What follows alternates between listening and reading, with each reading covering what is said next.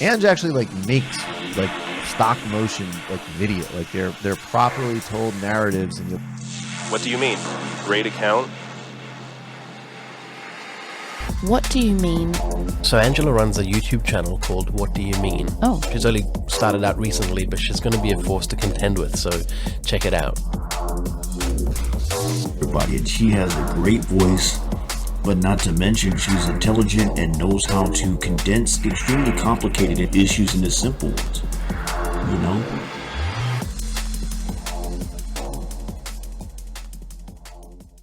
Okie dokie artichokes.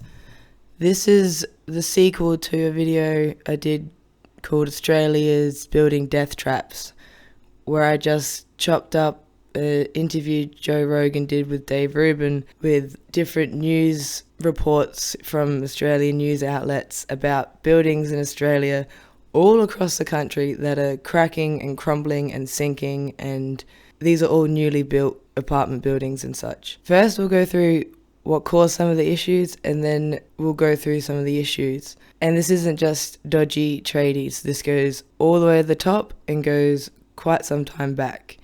Oh, and for anybody that's new to What Do You Mean? I am a tiler by trade, like wall and floor tiling, and I've run in an election, so this here is where my two worlds collide. I understand how important regulation is, and I've been on many building sites doing hands-on labour with the ins and outs on why and how we do things a particular way. Oh, and well done to Four Corners for doing a piece on this, because this is important and people need to know. Now, the root of a lot of these issues, the core of some of these problems, go back 25 years ago with the privatisation of the certification. The government wanted to speed things along, so they made it so private companies can do courses to certify people that inspect building sites. This here puts the people in charge of doing the certification in the firing line for when things go wrong, because the accountability seems to just lie with them. And they would argue that it's not their fault for a lot of these issues, it is the system as a whole. See, now the way I see it, it's not a lot of good having someone come in afterwards to check to see if it's done well or not, especially when things like this can have problems that manifest later on down the track. So you need to do it properly from the start. But like many things, that's not the only cause of the problem. Another thing that's highly problematic is what they call the design and construct process. And what this means, pretty much never buy off the plan. Because what builders have been known to do is get a big name architect, someone that's really good and well known, like the guy who designed Parliament House in Canberra, get them to do the original plan, sell them all off, and then once they have the money and a bit of the income, they go to a different, unregistered, cheaper architect or draftsman, and that's one of the first places where they cut costs. And then because they don't have time or the true expertise to finish off all the plans, they pass on some of that to the builder, who has the same issue, who passes on to the subcontractor, who also doesn't have the time and expertise to completely finish off the project, and a lot of it's left to the tradie. Now, other than having questionable plans, they also will cut costs with cheaper materials, like in the Opal Tower, for example, which is what I'm currently drawing. Reports say that they used cheaper concrete, which would partly be why the cracks have been appearing. And now when you get an email that says your building is sinking, or you get evacuated in the middle of the night because a massive crack appears in somebody's apartment, that would be freaking scary. Like, people are told, you know, save up, buy a home, then you're set, you've got that piece of security. But what if your brand new home isn't fit to live in? And what if all your money that you spent on this asset that you can't use, and you try to get compensation for your loss, and go to sue the builder, only to find that they don't even have insurance? Because for some fucking reason, here in Australia, you don't need insurance, like building insurance, for buildings over 3 stories high.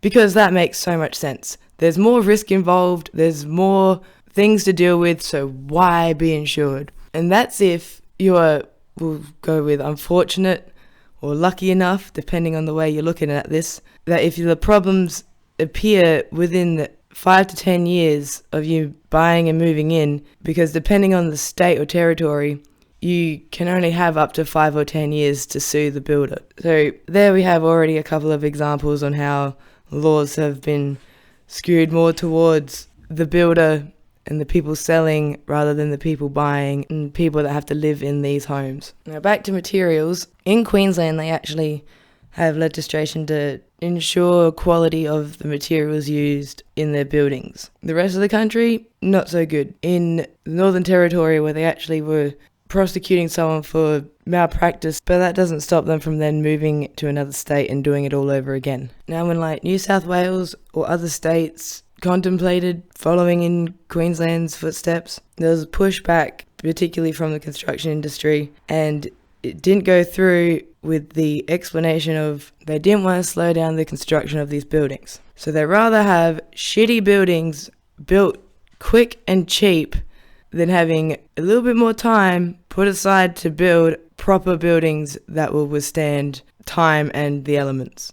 Now, some of the issues that these buildings face, one of the most common ones, which really hits me hard as a tiler, is waterproofing. Now, I've waterproofed countless things. I've probably gone through hundreds of litres of the stuff, and I even used to paint little messages and lyrics on the walls of showers while I was doing it, before painting over the entire thing with the appropriate amount of waterproof.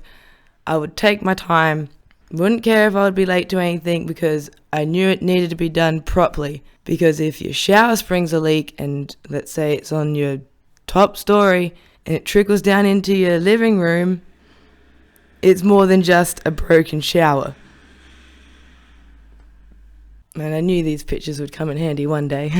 Now, other than waterproofing, another tiling related issue which seems to keep popping up is screeding. When you lay the floor, before you tile the floor, the reason that's left to the tiler usually is because you need the appropriate amount of fall to the drain to make sure the water runs to the drain. You don't want the water running out of the door. You don't want the water just pooling in one spot. The reason we put drains in the floor of bathrooms is to get rid of the excess water.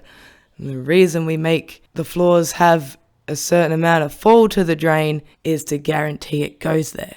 Now, these are issues that an individual tradie can be on top of. That's why I strongly support individuals standing up and speaking out and taking pride in whatever they do, no matter what it is. If it's not good enough for your house, it's not good enough for anybody's house. But then it also goes beyond that, with supervisors and certifiers, making sure that at each stage things are done properly. And then above that, with builders and architects, making sure the designs are done correctly and lay out the correct instructions and outline the necessary quality materials to use. Which then, moving away from water-related issues, a more dangerously life-threatening issue of fire, where many buildings across Australia have a cladding issue, which is very flammable material that has been used in high-rise buildings. In the Four Corners piece, they explain that they're only required to check one fire damper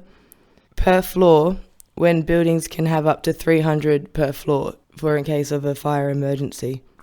They also showed fire escapes where the stairwells were way too small for the amount of people that would have to use them, with the explanation of that being done because builders want more sellable floor space, because obviously that's where the money is. Cheaping out on fire doors, just getting solid doors, which may give you half an hour of protection because they're about $200 rather than getting $1,000 for a fire door, which should be standard regulation. That should be in every building. I don't know what Australia is waiting for us to have our own Grenfell Tower situation. And yeah, that's exactly where I want to leave this video. I'll leave you with something that I don't think I'll ever get over. I'm still shook from when I first heard the person explain it on my TV. It was this man who had a drone, and he flew it around the building when it was engulfed with flames. And it's even hard to talk about. He went around the building once, and in one of the windows there was a little girl and her parents, and just smoke and flames behind them. And then when I went around again the second time, they weren't there. And you just know what happened to them. And them and the other 70 people that lost their lives in that building didn't need to. There's corruption and poor regulations and just people with power not caring about the rest of us and our situation. And my final note is ideas are all well and good, but I'm here to deal with reality. Have a nice day, like and subscribe.